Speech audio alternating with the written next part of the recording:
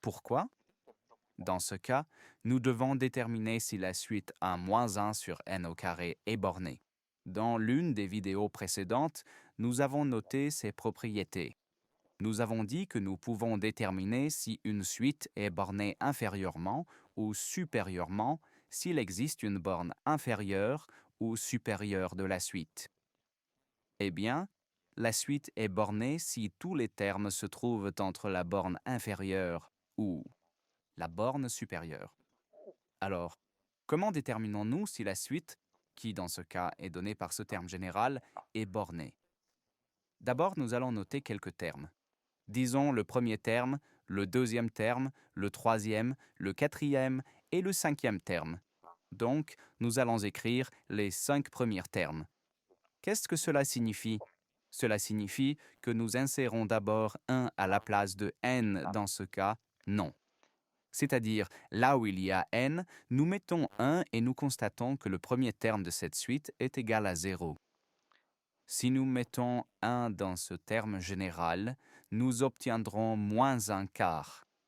Ou plutôt, pardon, si nous mettons 2, non. 1 moins 2 fait moins 1 et 2 au carré fait 4. Si nous mettons 3 ici dans ce terme général, nous obtenons moins 2 neuvièmes.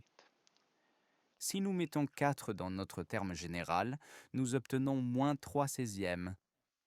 Et si nous mettons 5, nous obtenons moins 4 25e. Autrement dit, nous avons obtenu les 5 premiers termes.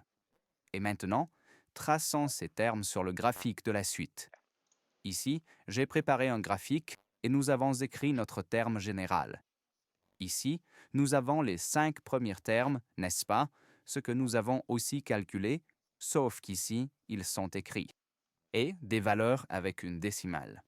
Nous avons aussi le 50e terme pour voir à quelle valeur nous nous approchons. Non. Et si nous traçons ces points, nous obtenons cette suite et nous pouvons voir, le premier terme est 0. Puis ici, c'est moins un quart. Puis moins 0,222, ce qui est moins 2 neuvièmes dans notre cas, et ainsi de suite. Alors, et que se passe-t-il si je, par exemple, à travers tous ces points de notre suite, si je dessinais une courbe, n'est-ce pas, nous verrions que cette courbe ou ces termes descendent. Le point le plus bas est celui-ci, c'est-à-dire moins 0,25. Cette courbe ensuite approche 0. Autrement dit, on peut dire que la limite supérieure dans notre cas est 0 et la limite inférieure est moins un quart. Mais nous devons l'écrire. Donc, nous avons dit que la borne inférieure, écrivons-le ainsi, la borne inférieure est moins un quart. Donc, nous pouvons écrire m, petit m, 1, pour la borne inférieure est moins un quart.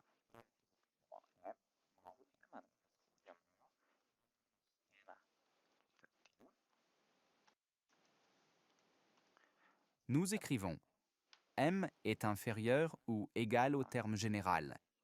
M dans notre cas est moins un quart. Le terme général est écrit ici en haut. Un moins n divisé par n au carré. Si nous mettons cela de l'autre côté, le signe change. Ici, nous obtenons 0. Un moins n divisé par le carré moins un quart.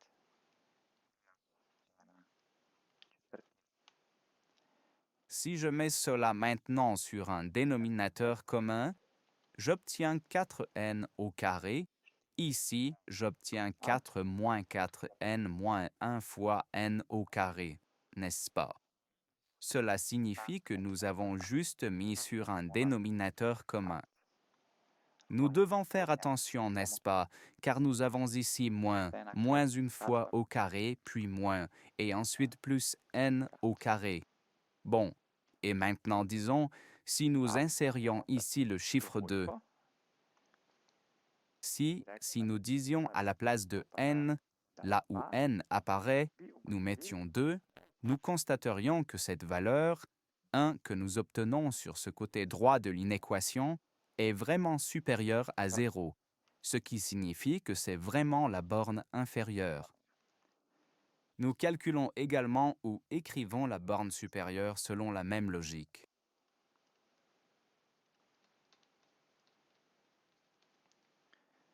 Dans ce cas, grand M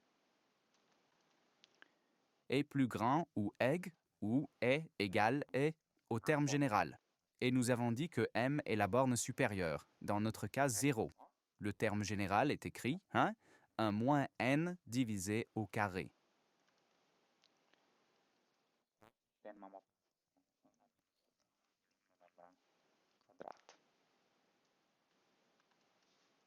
Et aussi dans ce cas, si nous insérons à la place de n, par exemple le chiffre 2, nous obtiendrons toujours un résultat négatif sur ce côté droit de cette inégalité.